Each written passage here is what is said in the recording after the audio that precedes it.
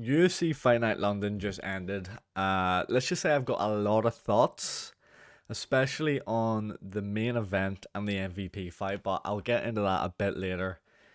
The main event is basically just ended, and I'm extremely confused on what just happened, but we'll get there. Bear with me.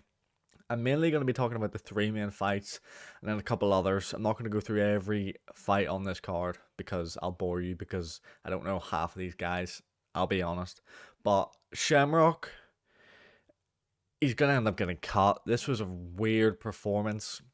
There's a lot of energy in this fight going into it, and I thought, okay, this is going to carry over into the cage.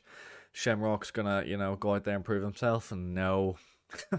He just got outstruck for literally 3 rounds. I think all three judges had a 30-27 in the end, which is just disappointing. His corner were literally saying to him in between rounds, like, you need to be on the front foot. This isn't the ultimate defending championship. And yeah, he did nothing. Could he stay in the UFC and they give him another fight? Maybe, but I doubt it. Who's he going to fight? He's 0-2 now in a short period of time. He was at the presser talking about, oh, I'm not Patchy Mix. You are, bro. You literally are Patchy Mix. So, yeah, not much to say about that. He lost clear 30-27 decision on all three scorecards, I believe. Okay, next, before I get into the main fights, I want to talk about Mason Jones versus Axel Sola. This was a scrap. This was easily the best fight on the card by a large margin. We didn't get any really good fights leading up to this point, and we got a couple okay ones afterwards, but this was the main event in my heart. Mason Jones defeated Sola by unanimous decision. I think it was 29-28, I believe. Unanimous decision, and wow, these guys were throwing heat basically the whole time. How both these guys stayed in here, but especially Axel Sola, is extremely impressive to me. They were landing head kicks, they were landing spinning elbows, they were just eating them. Like, they were literally, I think Sola just ate a head kick at one point, like no guard, and just wobbled a bit, but he somehow stayed in there. There was a period in the last round, in the third, where Mason Jones was holding Soul up against the cage and he was just teeing off on him, knee. I think he threw 20 knees to the head and the body, and Soul's face was cut up to absolute shit. But how he stayed in that fight is unbelievable. If you skipped straight to the main card or you didn't really watch this fight, please go back. If you take anything from this video, go and watch this scrap. Look at the strike numbers: 123 total strikes for Mason Jones, 68 for Sola. I thought Sola landed more, but I guess the last couple minutes of the third probably brought those strike numbers up for Jones. But wow, Mason Jones even landed a tornado knee to the body, a crafty tornado knee to the body at one point. Never seen that before, but it actually landed. Maybe that's the new meta. We need to be throwing more of these tornado knees. But absolute scrap. And then after the fight ended, after Jones won, he was doing his post fight speech, and he was talking, oh, you should never give up, all this motivational stuff. And then for some reason, he just transitioned into gambling, and he was like, yeah, you just need to double down and not give up, and you're going to win. And it was like, interesting. But that wasn't the only moment. I think, oh, was it Danny Silva? He beat Campbell. He knocked him out in the second round, I believe, off memory. And after he won that fight, he was doing a speech, and Bisping was asking him, like, oh, what did you come out here to do? What did you want to do? And he was like, well, really, I just wanted to come on his face. And then he was like, pause, no diddy. I was like, what are we doing here? But great scrap, respect to both of these guys. I don't know if it did win fight of the night, but no other fight even came close. Maybe the Look Ready fight, but this fight definitely should win it, and hopefully these guys get a 100k bonus. What do we have next? Okay, now I'm just going to talk about the main three fights of the card. I might be here for a while on this one. This was arguably one of the worst fights I've ever watched in my life, and I don't mean that lightly. And what is even more annoying, these are two English guys on a card in London. We do not get this very often. You're on the main card of a London fight night. Two English guys fighting against each other. This is the time where you go all out, you start scrapping. I think there was 8 strikes. Can I see the strike numbers? There was 9 strikes. Not significant strikes. Total strikes What is significant strikes? Because I guess every strike was a significant strike. That's generous. In round 1. That's giving that Rose fight for a run for its money here. 33 strikes total across 3 rounds, 25. I don't even know who to blame here. I saw a lot of people blaming Sam Patterson because he was just backing up, which he also can't just walk in against MVP. Of course, MVP has his style where he's bouncing about, he doesn't get hit, he's in and he's out, and he's quick, but this is taking it to the next level. And what annoys me more, a lot of people, when this fight got announced and I saw that it was the third fight on the main card, you know, not the co-main, I was like, why isn't this the co-main? He should be above Luke Riley, absolutely. Even when he got put against Sam Patterson, I was like, oh, this is weird matchmaking. Michael Page is going to walk through and make it look easy. This fight should have been this opening of the prelims, and I still would have feel like it shouldn't be there. It was that bad. Don't rewatch this fight. Like, you might hear me listening to this and go, oh, can't be that bad, I'm going to watch it. Don't waste 15 minutes, 20 minutes of your life. Just don't. It was genuinely so painful to watch. And MVP's out here doing podcast. I like MVP. This is what's annoying me. I like MVP, and he's out here doing podcasts being like, oh, talking about fighter pay, which I agree should be increased. But maybe if you just finish the guy or got a fight of the night, that would also help you out. And he's also saying, oh, he needs higher level opponents and nobody wants to fight him. Yeah, no wonder nobody wants to fight you. Do you know why Hunter Campbell were talking to each other during the fight? They're probably going, why is this guy asking us for a higher level opponents when he's going to come out here and stink up a card like this? The London crowd were literally booing for maybe 15 minutes of the fight. Like, the first round was so bad.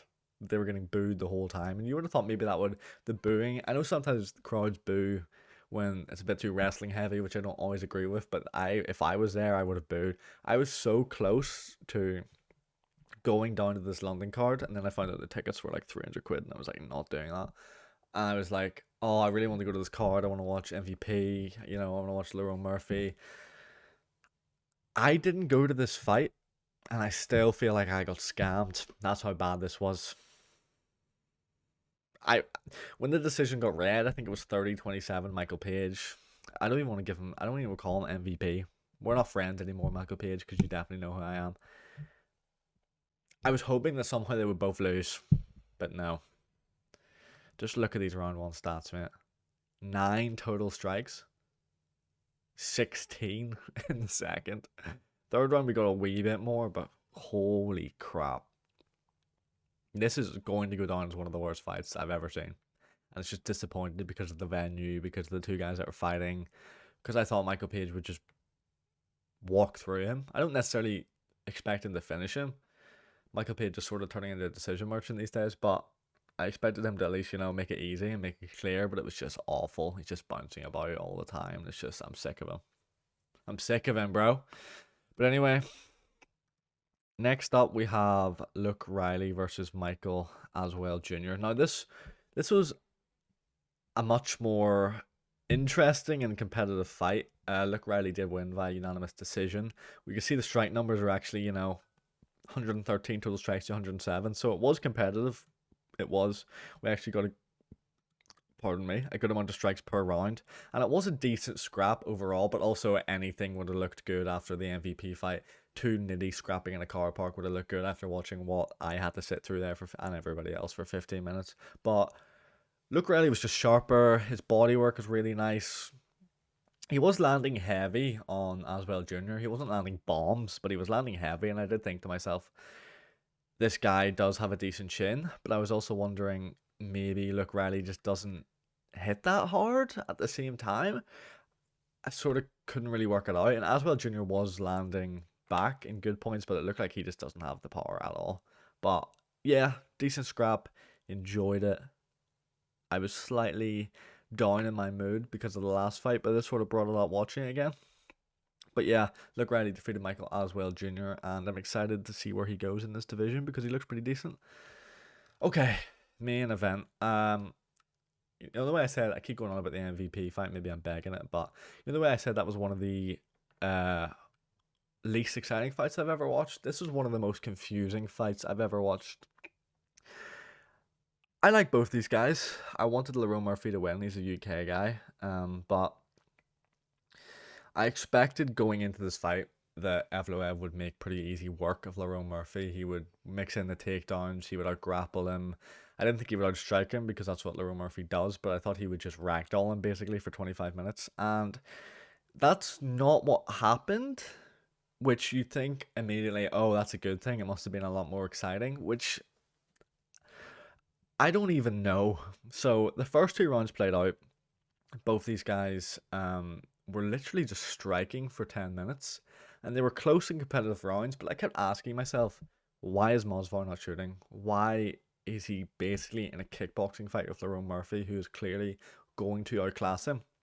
And to be honest, yes, he was winning these rounds, but he wasn't, well, winning them in my opinion. We'll get to the judges in a second. He was slightly outlanding him, 24 strikes to 17, slightly outlanding him. And I just didn't get it. I was just wondering, why is Evloev just not shooting? Because he clearly, that's what he's known for. That's what he's good at. Lerone Murphy literally got picked up in his head by Josh Emmett. So it's not like he has some crazy takedown defense and his hips were there the whole time.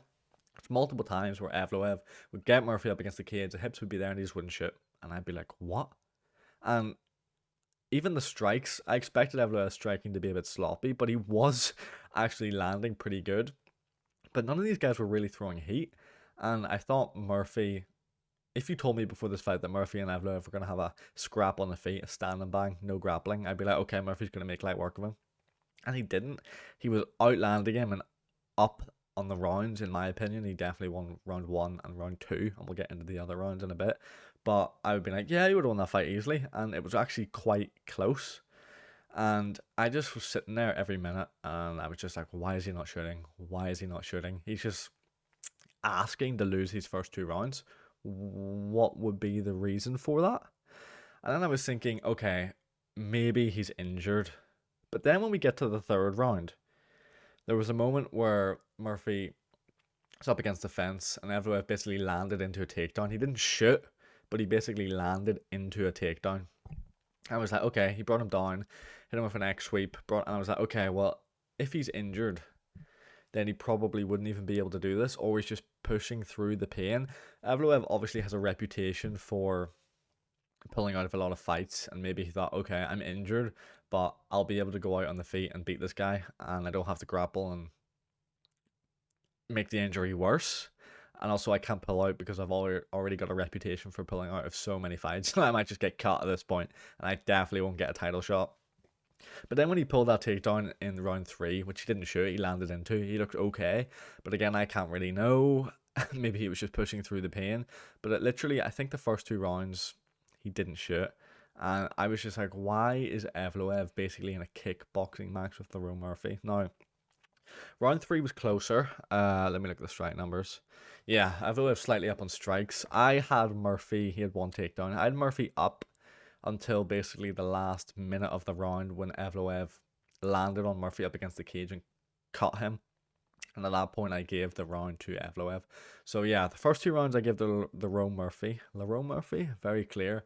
And then the 3rd, I got to Evloev. But at points in this fight, it literally felt like a sparring match.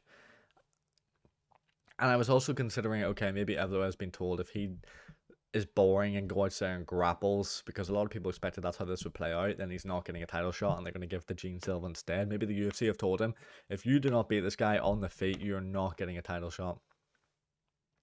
Because otherwise, I just don't understand what he was doing. He's basically just accepting a loss, which he won, but we'll get into that. And I'm just like, when that takedown happened in the 3rd, it was so easy for him. Why hadn't he been doing that for the first 2 rounds? Why would you not just win the first 2 rounds? Why would you make it harder on yourself? Weird.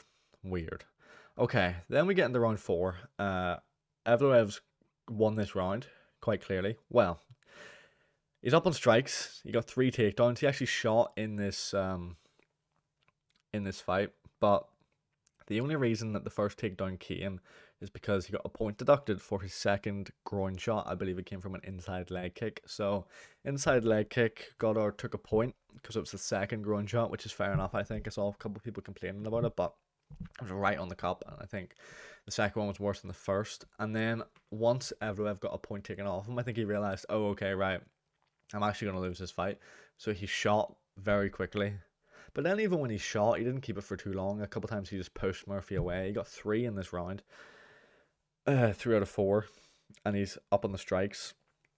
So Evloev won this round 10-9, but with the point deduction, it then becomes 9-9. So it's basically a draw round.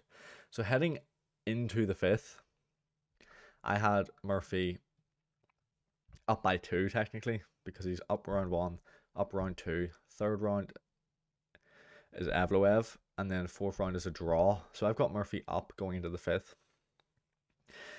And then when you get to the 5th round, Evloev wins it pretty easily. He gets 5 takedowns. He's up on strikes by a lot. I do want to say in the 4th round, I believe, Murphy did out his hip. I think it popped, and he said that to his corner. And yeah, he basically became a victim in this round. Not especially competitive. He stayed in there, to be fair, but yeah, 5 takedowns, loads up on strikes. Clearly lost this round 10-9. And also I want to say that I forgot to mention, after the first round ended, when we got to the corner, his corner were asking him to shoot, and Evloev literally said to them, "Oh, one more round, then I'll shoot." So he took the first round off, he took the second round off, and then in the 3rd round is when he shot. He was literally saying to his corner, "I'm not going to shoot until the 3rd." Why? I don't know. But yeah, so round 5, Evloev. So I thought this fight was clearly going to end up a draw. And the closest round that I thought was round 3.